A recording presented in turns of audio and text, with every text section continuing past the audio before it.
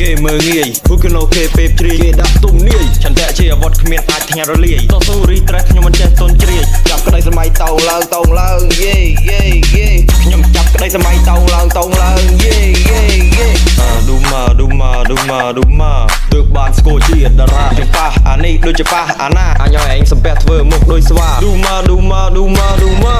ទើបបានស្គាល់ជាតារាចំប៉ះអានេះដូចជាប៉ះអាណាអញឲ្យឯងសំពះធ្វើមុខដូចស្វាបរោកូនប៉ាខ្ញុំຕົកដូចគ្រាប់ពេជ្រតែអាចោឌូម៉ាវាហ៊ានមកលួចល្បិចចេញមកសុំទោសមកវាដូចមានល្បិចឬវាគិតថាខ្ញុំវាល្ងឬយ៉ាងម៉េចចប់នេះបន្តិចចាប់នោះបន្តិចជាប់លោកអញស្ដាប់ទៅវាលិចចប់នេះបន្តិចចាប់នោះបន្តិចមកឲ្យចោលនេះទុកឲ្យខ្ញុំកំតិចសុំខ្ញុំមិនឲ្យលួចទៅបណ្ដោយចេះណាមកចោល500បយស្បើពីមុខផ្ទះក្បាលពីក្រោយមានអ្នកខ្លះចាំថែមលបយអាណាខ្លះចូលដៃចូលជើងសុទ្ធពួកភ្លើងនំភ្លៀងត្រួយនៅខ្ចីហើយកុំចង់ឡើងត្រើមជាដល់ឆ្វេងប្រយ័ត្នបាច់បាក់ជើងឌូម៉ាទើបបានស្គាល់ជាតារាជប៉ាអានេះដូចជាប៉ាអាណាញ៉ែឯងសំពះធ្វើមុខដូចស្វាឌូម៉ាទើបបានស្គាល់ជាតារាជប៉ាអានេះដូចជាប៉ាអាណាញ៉ែឯងសំពះធ្វើមុខដូចស្វាឌូម៉ា